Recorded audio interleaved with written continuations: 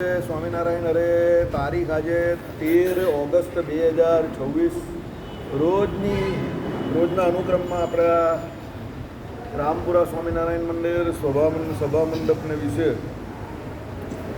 શ્રી રામાનુજાચાર્ય કૃત વ્યાસસૂત્રનું જે શ્રી ભાષ્ય જે છે તે જોઈ રહ્યા છે. અત્યારે આપણે આનંદમય અધિકરણ જે છે તે જોઈ રહ્યા છે.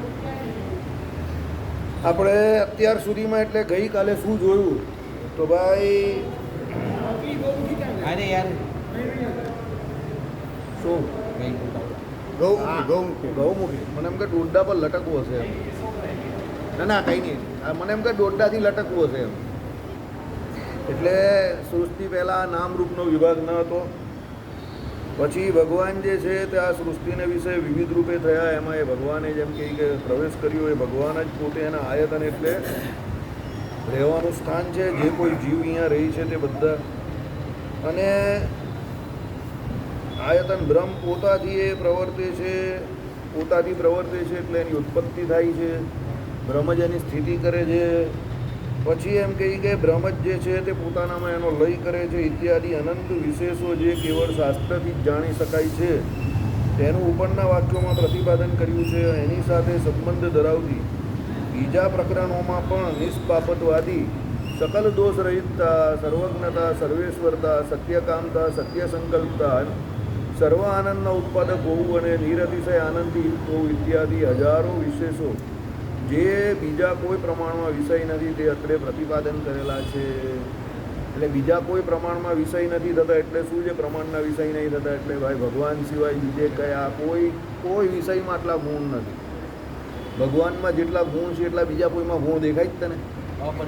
અપરિચ્છિન્ન અમાપ છે ભગવાનના ગુણો, એ પણ કેટલા અનંત કલ્યાણકારી ગુણ. એવો કોઈ દુનિયામાં ગુણ નથી જે ભગવાનમાં ના હોય.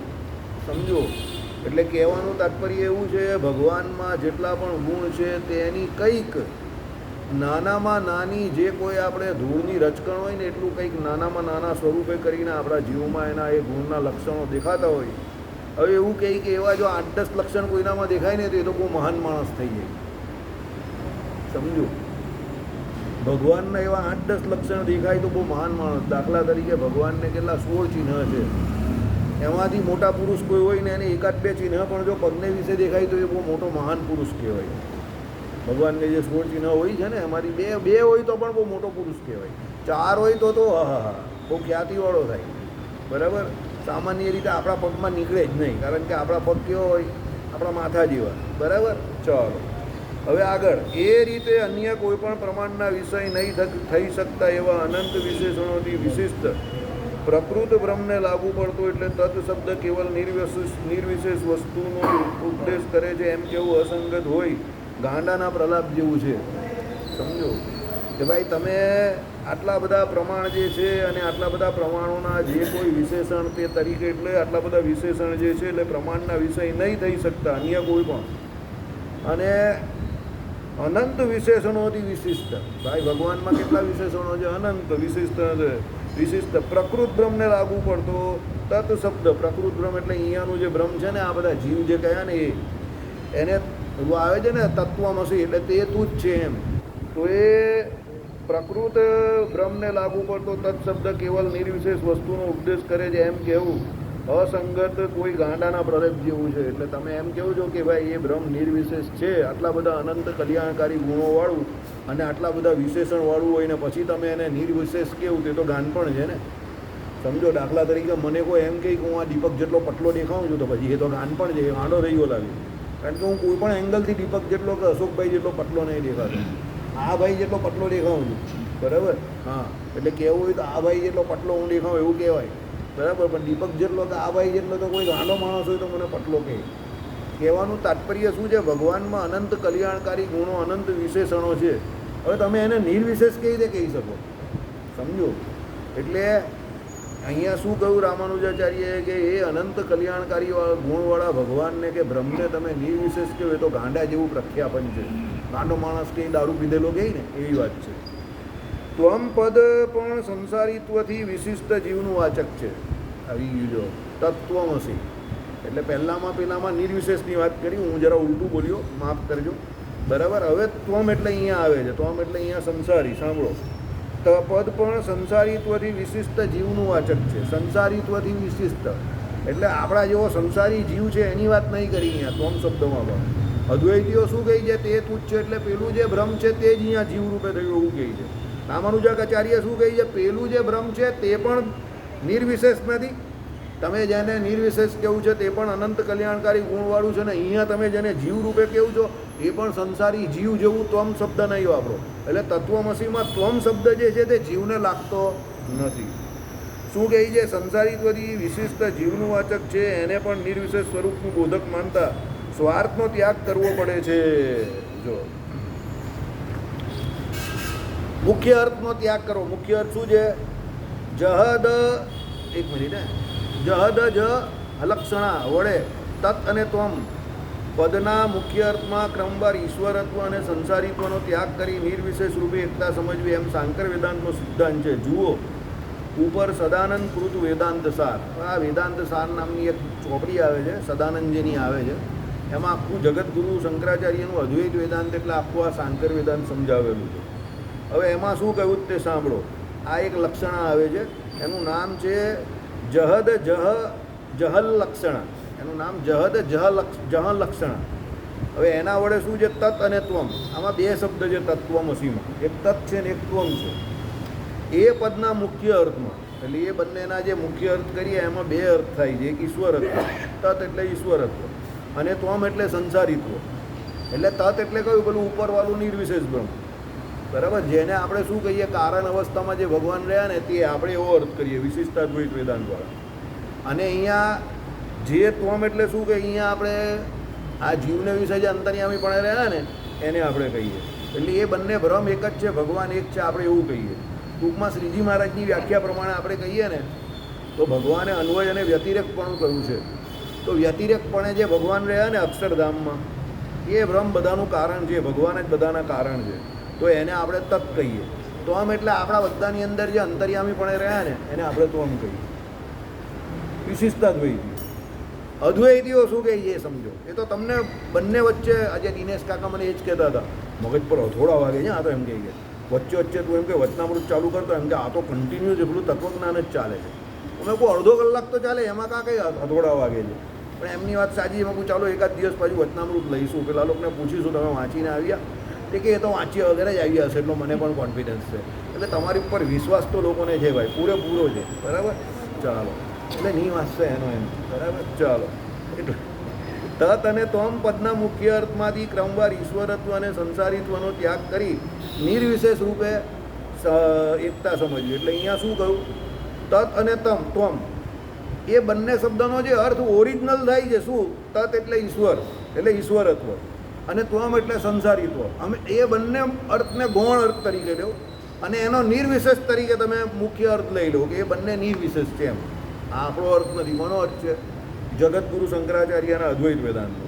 એટલે એ સંસારીત્વનો ત્યાગ કરી નિર્વિશેષ રૂપે એકતા સમજવી કે એ બંને છે તો નિર્વિશેષ જ. એમ જગતગુરુ શંકરાચાર્યનું અહીંયા શું કહેવું છે? એટલે આનું કહેવાનો મતલબ શું છે? એનું તો નહીં, આ સદાનંદ કૃત વેદાંત સારમાં શું કહેવાનો મતલબ છે કે તમે એકવાર એ ભૂલી જાઓ કે એ તત જે છે તે ઉપરનું નિર્વિશેષ અને અહીંયાનું જે છે એટલે એ ઈશ્વરત્વવાળું અને અહીંયાનું જે છે તે સંસારીત્વવાળું એ ભૂલી જાઓ. બંનેમાં નિર્વિશેષપણું તો રહેલું જ છે. એટલે એના જેવું બીજું કંઈ નથી, એવું વિશેષણ વગરનું તો એ એક જ બ્રહ્મ છે. આવું વેદાંત સાર કહે છે, અદ્વૈત વેદાંત. આપણે નહીં કહેતા, ખાલી એનો અર્થઘટન છે. સાંભળો પછી તમે એમ નહીં કહેતા એવું કેમ કહે છે. એ તો એ લોકોની થિયરી હોય. હવે સાબિત થશે નહીં થશે રામ જાણે. એટલે શું કહ્યું? એનો ત્યાગ કરીને નિર્વિશેષ રૂપે એકતા સમજવી એમ સાંકર વેદાંતનો સિદ્ધાંત છે. જુઓ ઉપર સદાનંદ કૃત વેદાંત સાર. બરાબર? ચાલો એટલે શું કહ્યું? ત્વમ પદ પણ સંસારીત્વથી વિશિષ્ટ જીવનું વાચક છે. આના અર્થમાં પેલો હમણાં આપણે અર્થઘટન કર્યું ને તે આના અર્થમાં છે. એને પણ નિર્વિશેષ સ્વરૂપનું બોધક માનતા. એટલે ત્વમ શબ્દને પણ તમારે નિર્વિશેષ જ સમજવાનું છે.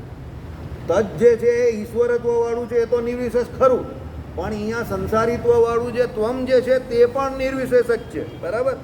એનું બોધક માનતા સ્વાર્થનો ત્યાગ પડે છે. એટલે નિર્વિશેષ પ્રકાશ એટલે સ્વરૂપ વસ્તુ અવિદ્યા વડે ઢંકાતી નથી, કારણ કે તેમ થતાં એના સ્વરૂપના નાશનો જ પ્રસંગ આવે એ પૂર્વે કહેવાયેલું છે. અને વળી એમ માનતા સમાન અધિકરણીય તરીકે વપરાયેલા તત અને ત્વમ બંને પદોના મુખ્યાર્થનો ત્યાગ કરી લક્ષણાનો આશ્રય લેવો પડે છે. હવે આ સદાનંદ પુરુષ જે વેદાંતસારમાં આ પ્રમાણે કહ્યું કે બંનેનો અર્થ તમે નિર્વિશેષ એવો જ કરો તત અને ત્વમનો, તો રામાનુજાચાર્ય શું કહે તે સાંભળો. નિર્વિશેષ પ્રકાશ એટલે શું? સ્વરૂપ વસ્તુ અવિદ્યા વડે ઢંકાતી નથી. હવે એ નિર્વિશેષ પ્રકાશ હોય તો એ લોકો તો સ્વરૂપને માને છે. સત્યમ જ્ઞાનમ અનંતમ બ્રહ્મ, એમાં સત્યમ જ્ઞાનમ અને અનંતમ સ્વરૂપ લક્ષણ માને છે. તો હવે જે સ્વરૂપ જે છે એ વસ્તુ અવિદ્યા વડે ઢંકાતી નથી, કારણ કે એ સ્વરૂપ જે હોય તે તો અવિદ્યા વડે ઢંકાય નહીં. સમજો, મૂળ સ્વરૂપ હોય તો એ તો અવિદ્યા વડે ઢંકાય નહીં તો અવિદ્યા ભ્રમ કરતાં વધારે પાવરફુલ થઈ ગઈ. એટલે રામાનુજાચાર્યએ શું કહ્યું? સ્વરૂપ વસ્તુ અવિદ્યા વડે ઢંકાતી નથી, કારણ કે તેમ થતાં એના સ્વરૂપના નાશનો પ્રસંગ આવે. જો એ સ્વરૂપ વસ્તુ આખું અવિદ્યાથી ઢંકાઈ જાય તો એનું સ્વરૂપ જ નાશ થઈ જાય એવું કહેવાય. એટલે પેલું જે બ્રહ્મનું સ્વરૂપ જે છે સત્યમ જ્ઞાનમ અનંતમ, એની પર અવિદ્યા આવી થઈ ગઈ તો પછી અવિદ્યા મુખ્યપણે થઈ તો સ્વરૂપ નાશ થઈ ગયો. કોનો? બ્રહ્મનો. હવે બ્રહ્મનો નાશ થઈ જાય એવું તો કોઈ શાસ્ત્રમાં કોઈ કાળે લખ્યું જ નથી કે કોઈ કાળે બ્રહ્મ જ ન હતું. એવું તો લખ્યું નથી કે કોઈ કાળે એકલી અવિદ્યા હતી, કારણ કે બ્રહ્મ તો નિત્યો નિત્યાનામ છે. હવે સ્વરૂપ ઉપર પેલી અવિદ્યા આવી થઈ ગઈ એટલે સ્વરૂપનો નાશ થઈ જાય એવું થઈ જાય તો સ્વરૂપનો નાશ તો સંભવી શકતો નથી. એટલે શું કહ્યું? કારણ કે તેમ થતાં એના સ્વરૂપના નાશનો જ પ્રસંગ આવે એ પૂર્વે કહેલું જ છે. આગળ આપણે ખંડનમાં કહેલું છે. અને વળી એમ માનતા, હવે તમે કદાચ એવું માનો તો શું થાય? સમાન અધિકરણીય તરીકે વપરાતા તત અને ત્વમ બંને પદોના મુખ્યાર્થનો ત્યાગ કરી લક્ષણાનો આશ્રય લેવો પડે.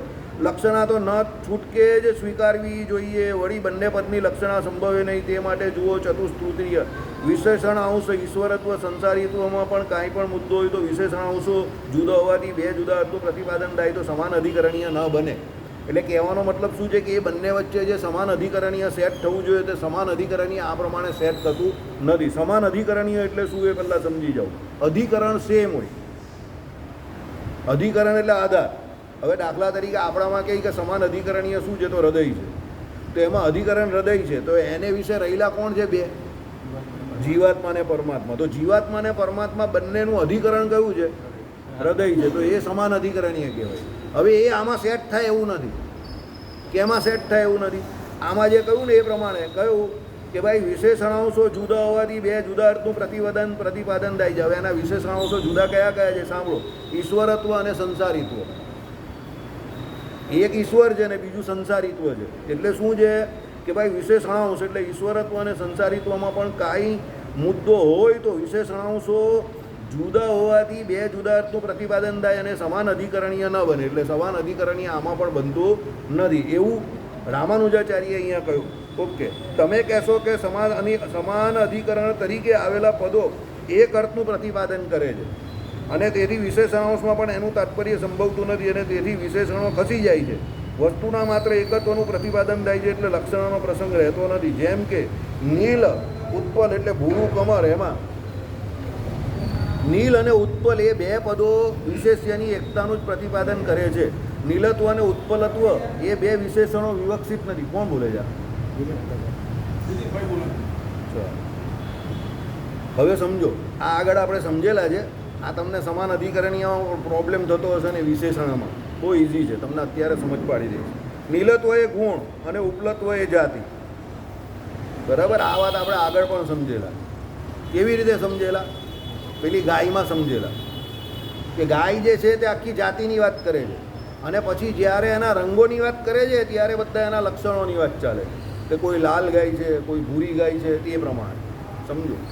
પણ જ્યારે તમે એવું કહો છો લાલ ગાય તો ત્યારે એની જાતિ અને ગુણ બંને એકમાં જ આવી ગયું. તો પેલી ગાય જે છે એ સમાન અધિકરણ થયું. કેના માટે?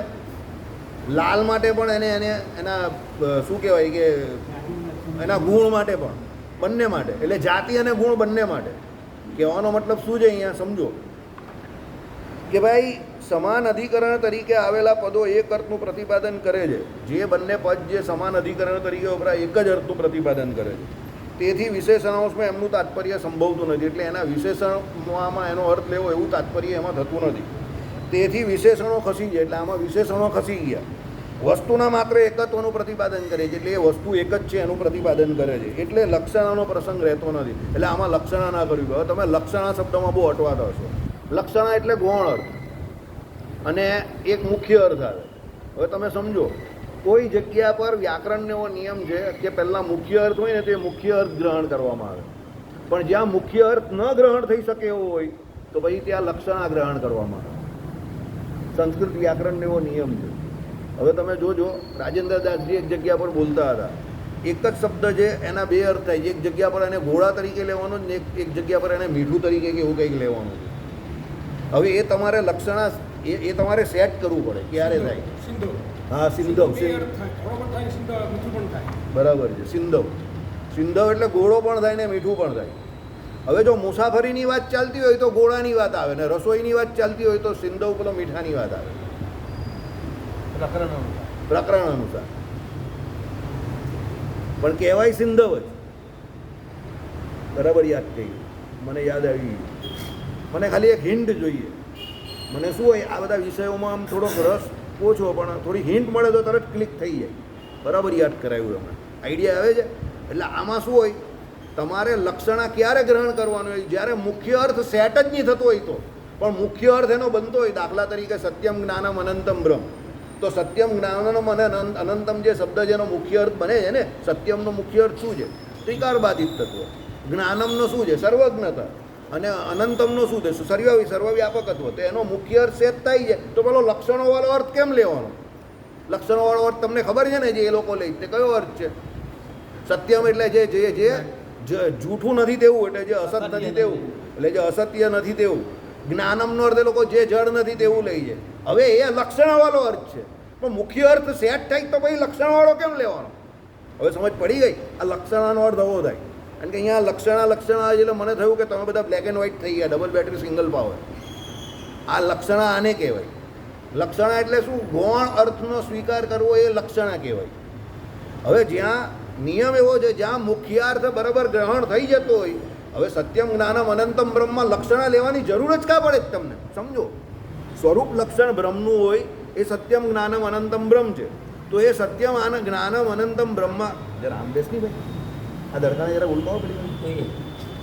એટલે સત્યમ જ્ઞાનમ અનંતમ બ્રહ્મા શું છે કે ભાઈ સત્યમ કેવું, જ્ઞાનમ કેવું અને અનંતમ કેવું, ત્રણનો મુખ્ય અર્થ બને જ છે.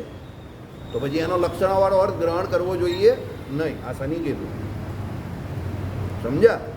આ જ વસ્તુ તમને સ્ટ્રેન્ડ આવે, નાની નાની બાબતમાં અકળાવું નહીં, આ તે રસ્તો કાઢતા જવાનો. આ શનિ કેતુ છે. લાઈફમાં નથિંગ ઇઝ ઇઝી, યાદ રાખવાનું. આપણે તમે કંઈ બી કરવા જાઓ ને એટલે વિઘ્ન આવે, સારા કામમાં 100 વિઘ્ન, પણ એ આપણે એક્સેપ્ટ કરીને આપણે આપણું કામ કર્યા કરવું પડે. બરાબર? આ ભિન્ને કંઈક અહીંયા ન હોય. મૂળ સિદ્ધાંતિક શબ્દો જે છે એમાં લક્ષણો મહત્વનો નથી. સિદ્ધાંત શબ્દો છે એ મૂળ સિદ્ધાંતમાં જ લેવાનો રહે. સિદ્ધાંત ચેન્જ ન થાય એટલે. ના, એવું નથી. એવું એમાં શું છે, ઘણી વખત છે ને સિદ્ધાંત સાબિત કરવા માટે પણ મુખ્ય અર્થ ગ્રહણ ન થતો હોય તો લક્ષણાથી એને સાબિત થઈ શકે. સમજ પડે છે?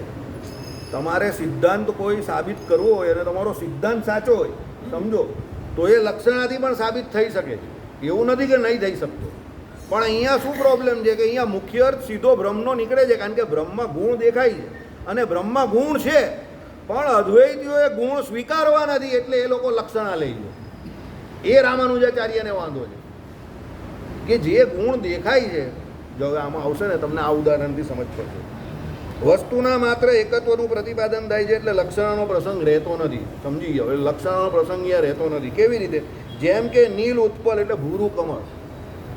ઉત્પલ એટલે કમળ, નીલ એટલે ભૂરું. હવે ભૂરું કમળ, એમાં નીલ અને ઉત્પલ બે પદો વિશેષ્યની એકતાનું જ પ્રતિપાદન કરે છે. હવે આમાં નીલ ને ઉત્પલ બે અલગ અલગ નથી.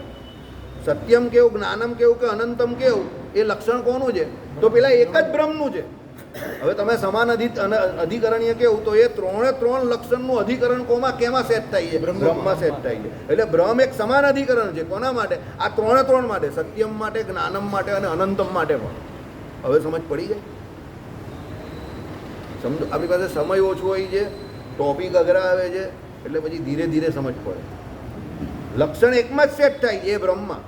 એ અલગ અલગ વ્યક્તિમાં માટે સત્યમ કે જ્ઞાનમ કે અનંતમ નહીં કહ્યું. આઈડિયા આવે છે? જેમ આમાં શું કહ્યું, નીલ અને ઉત્પલ બે પદો વિશેષ્યની એકતાનું જ પ્રતિપાદન કરે છે. હવે આમાં વિશેષણ શું છે? નીલ અને ઉત્પલ એટલે નીલ અને ઉત્પલ એટલે કમળ. તો નીલ અને ઉત્પલ બંને જે છે એક જ વસ્તુનું પ્રતિપાદન કરે છે. કોનું? પેલા કમળનું. પણ કમળને વિશિષ્ટ રીતે ઓળખાવા માટે નીલ એવો શબ્દ વાપરો છે. નીલ કમળ એટલે નીલ એટલે ભૂરું કમળ એમ. તો એ કમળ પેલો જાય કે અહીંયા તો ઘણા બધા કમળ છે, તો કે પેલું ભૂરું છે એ જ લેવાનું છે. એટલે એ ભૂરું જે કહ્યું એનાથી પેલું કમળ બદલાઈ નહીં ગયું. કમળ તો એકનું એક જ છે, એક જ છે. આઈડિયા આવે છે? એટલે કહેવાનો મતલબ શું છે? નીલ અને ઉત્પલ એ બે પદો વિશેષ્યની એકતાનું જ પ્રતિપાદન કરે છે. તેથી નીલત્વ અને ઉત્પલત્વ એ બે વિશેષણો વિવક્ષિત નથી. વિવક્ષિત એટલે જુદા જુદા નથી. કમલત્વ હોવું એ કમલત્વ કેમ કહ્યું અહીંયા સમજો. કમલત્વ એને બીજા ફૂલોથી જુદું પાડે કે લાવવાનું તારે કમળ જ છે, સમજો. અને એ કયું લાવવાનું છે? પેલું નીલ ભૂરા રંગનું. પેલો કંઈ ના ત્યાં લાલ કલરના બહુ મસ્ત ગુલાબ છે, ના ગુલાબ નહીં લાવવાના. લાવવાનું તારે શું છે? કમળ. એટલે કમળ પણ વિશેષણ જ છે ઓળખાણ માટે. કમળ ભલે કરતા છે પણ અહીંયા એનો ઉપયોગ વિશેષણ તરીકે કરેલો છે. કેમ? લાવનારને ખબર નથી એટલે લાવનારને પેલો કહીશું તારે ભૂરા રંગનું કમળ લાવવાનું છે. એટલે કમળની ઓળખાણ એને પહેલાં આપી કે એટલે પેલાના મગજમાં ક્લિયર થયું મારે લાવવાનું શું છે? કમળ. અને એ કયું? ભૂરું. હવે ત્યાં બીજા લાલ ગુલાબ ઘણા બધા સારા હોય પણ એને ત્યારે અડવાના નથી. સિદ્ધાંતને સમજવા લક્ષણનું ચક્ર છે. હા, હવે સમજ પડી ગઈ. હવે સાંભળો. વિશેષણો વિવક્ષિત હોય તો નીલત્વ વિશિષ્ટ આકાર અને ઉત્પલત્વ વિશિષ્ટ આકારના એકતાના પ્રતિપાદનનો પ્રસંગ આવે, પણ તે તો સંભવતું નથી. કારણ કે નીલત્વ વિશિષ્ટ આકારે એ વસ્તુને ઉત્પલ પદરૂપી વિશેષણ લાગી શકે નહીં. કેમ કે તેમ થતાં જાતિ અને ગુણ વચ્ચે અન્યોન્ય સમવાયનો પ્રસંગ આવે. ઓહો, બહુ મોટું સમજાવેલું છે. ચાલો. નીલ એટલું જ પદ સાંભળતા અમુક ગુણરૂપી વિશેષણની પ્રતીતિ થાય છે. સમજો. આ આખું જે કહે છે એનો નીચે સમજાવેલો, આ સમજી જશો તમે. તમે નીલની વાત જ્યારે કરો એટલે તમને ભૂરો રંગ મગજમાં આવી જાય. બરાબર છે? શું કહ્યું? નીલ એટલું પદ જ સાંભળતા અમુક ગુણરૂપી વિશેષણની પ્રતીતિ થાય. તમને બધાને નીલ એટલે ભૂરો રંગ મગજમાં આવી ગયો એક.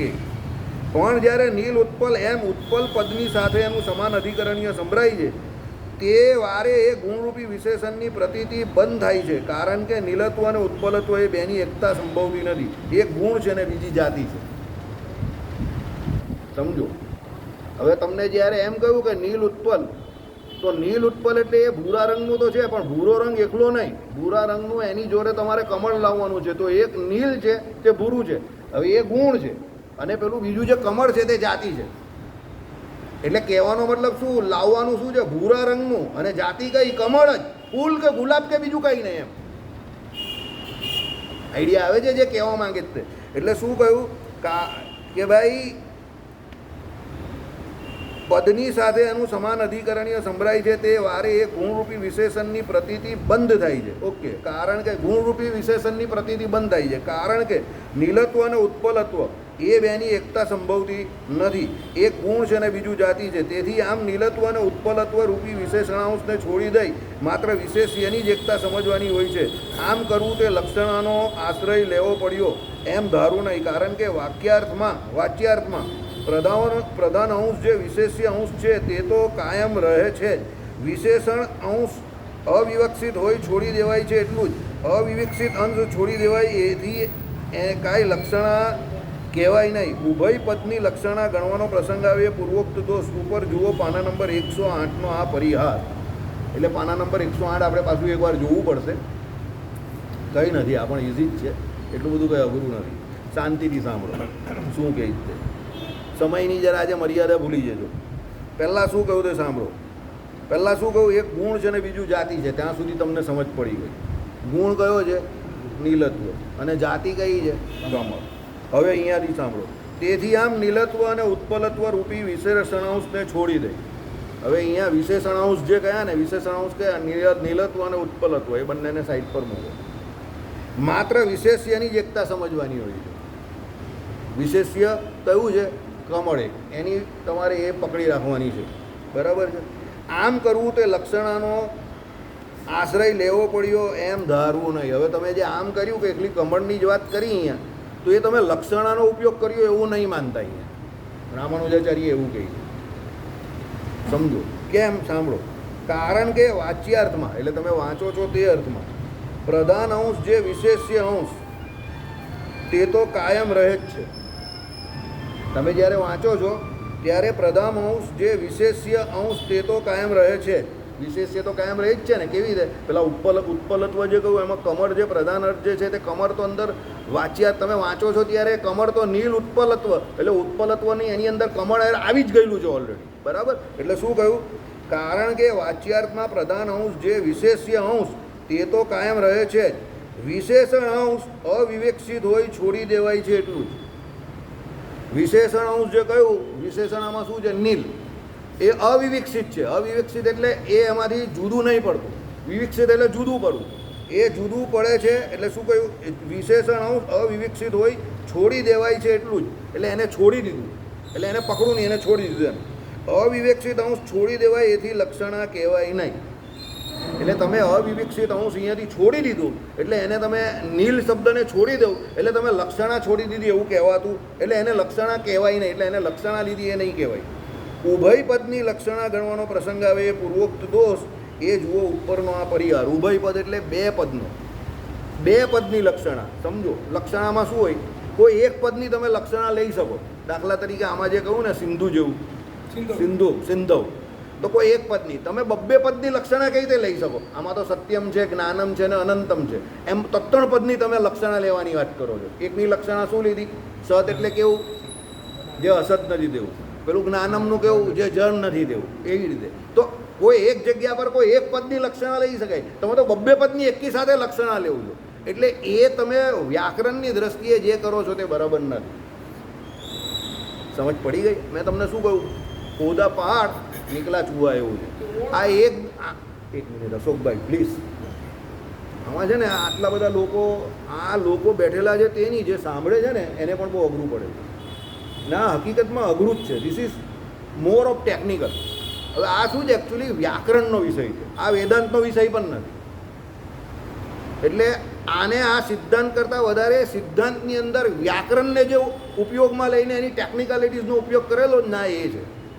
હવે વ્યાકરણ જે છે ને એના જે નિયમો એ પ્રમાણે જે ચાલે, એમાં તમે ને હું કંઈ નહીં કરી શકીએ. એ રાજેન્દ્રદાસજી જેવા મોટા હોય, કોઈ ન્યાયના આચાર્ય થયા હોય, વ્યાકરણના આચાર્ય થયા હોય, વેદાંતના આચાર્ય થયા હોય, તો એ લોકો એને બહુ ઇઝીલી સમજાવી દે, બેટર ધેન મી. પણ આપણે કોઈ વ્યાકરણના આચાર્ય નહીં થયા એટલે આપણે સમય તો પકડે. બીજી વાત, એ લોકોની સભા બી એ લોકો જેવી હોય, ઓડિયન્સ પણ સામે એવું હોય. આપણી પાસે ઓડિયન્સ છે અને બિચારાને મને જ કક્કો આખો નહીં આવડતો, તો તમને ખાલી કક્કો, અહીંયા બેઠેલા કેટલાને આખો કક્કો આવડે છે? હા, એ તો આપણું એચિવમેન્ટ છે. આપણે કોઈને કક્કો નહીં આવડતો. આપણે કેવા ગુજરાતી છે જો, બરાબર? એટલે આ આપણી, હવે સમજો આપણા વ્યાકરણનું કયું લેવલ છે તે તમે જુઓ. એટલે આ લેવલનું આપણું ગુજરાતી વ્યાકરણ છે, આ સંસ્કૃત વ્યાકરણ, બરાબર? એટલે આમાં તમે એવું નહીં સમજતા, કદાચ કંઈ ન સમજ પડે તો કે તમને સિદ્ધાંત નહીં સમજ પડ્યો. આને ફક્ત વ્યાકરણ જોડે લેવા દેવા છે. એટલે કદાચ આ ટોપિક તમને બરાબર ન સમજ પડે તો ટેન્શન લેવાની કોઈ જરૂર નથી. આ ખાલી લક્ષણા અને મુખ્ય અર્થ એની મારામારી છે. રામાનુજાચાર્ય એવું કહે છે ટૂંકમાં સાર કે જ્યાં મુખ્ય અર્થ ગ્રહણ થતો હોય ત્યાં લક્ષણા નહીં લેવાની. તમે અહીંયા બબ્બે લક્ષણા લઈને ઊભા રહી ગયા, એ કંઈ સેટ થતું નથી. બસ આનો ટૂંકમાં સાર એટલો છે. બધી લાંબી વાત કરેલી છે. ના, જે લાંબી વાત કરીને એ તો નીચેના શબ્દો, આ મુખ્ય અર્થ નથી. આ તો ઉપરના અર્થનું નીચે સમજાવેલું, બરાબર? ઉપર જે લખેલું હોય એટલું બધું અઘરું હોય કે નીચે આટલું લાંબુ એને સમજાવવું પડે. હવે લાંબામાં તમે બધા લાંબા થઈ જાવ તો પાછા વધારે. સમજી ગયા? ચાલો, હા, એક મિનિટ, આ પૂરું કરી દઈએ. માટે નીલત્વ અને ઉત્પલત્વથી ઉપલક્ષિત વસ્તુ એક જ છે એટલું જ સમાન અધિકરણીય વડે પ્રતિપાદન થાય છે. હવે સમજી ગયા? આવી ગયું. સત્યમ કેવું, જ્ઞાનમ કેવું કે અનંતમ કેવું, પણ એ એક જ વસ્તુ માટે, એક જ વિષય માટે છે. કોના માટે છે? બ્રહ્મ માટે. આવી ગઈ, લાઈન ક્લિયર થઈ ગઈ. હવે તમને સંતોષ થયો? બાકી બધા બ્લેક એન્ડ વ્હાઇટ હતા અત્યાર સુધી. દીપક, હવે સમજ પડી ગઈ ને? એ નીલત્વ કેવું કે ઉત્પલત્વ કેવું એક માટે જ સેટ થાય છે. એમ સત્યમ કેવું, જ્ઞાનમ કેવું કે અનંતમ કેવું, પણ છેલ્લે લાગે કોના માટે? બ્રહ્મ માટે. હવે તમે લાઈનમાં આવ્યા. બસ મારે તમને હું તમને હદ વચ્ચે છોડી દઉં તો મને રાત્રે ઊંઘ નહીં આવે. બરાબર, ચાલો. અને તે જ રીતે તે આ દેવદત્ત જો આવી ગયું ને, આ દેવદત્ત બહુ ઈઝી છે, એ તમને આવી જાય, વર્ષો તો જૂનો જ આ દેવદત્ત. તે આ દેવદત્ત એ વાક્યમાં ભૂતકાળ અને દૂરદેશથી વિશિષ્ટ દેવદત્તનું એ જ રૂપ એટલે સમીપ દેશ અને વર્તમાન કાળથી વિશિષ્ટ તરીકે પ્રતિપાદન સંભવતું નથી. તેથી એ બે દેશ અને બે કાળથી ઉપલક્ષિત વસ્તુ એક જ છે. તે જ આ દેવદત્ત એટલે કયો, જે ભૂતકાળમાં જોયેલો તે જ અત્યારે જોયેલો છે. એટલે વર્તમાન કાળમાં પણ એ છે અને ભૂતકાળમાં પણ એ જ હતો. એટલે કહેવાનો મતલબ વર્તમાન કાળ અને ભૂતકાળ બંને લાગ્યા કોને, પેલા એક જ દેવદત્તને. એટલે દેવદત્ત બદલાયો નથી. એટલે પેલું સત્યમ કેવું, જ્ઞાનમ કેવું કે અનંતમ કેવું, એ લક્ષણ કોને લાગે? બ્રહ્મને લાગે. શ્રીપતિમ શ્રીધરમ સર્વદેવેશ્વરમ ભક્તિધર્મ એને આપણે બોલાવ્યો નથી યાર. ભલે નથી, એને તો ખબર નથી, મેં એને કીધું વરસાદ પડ્યો.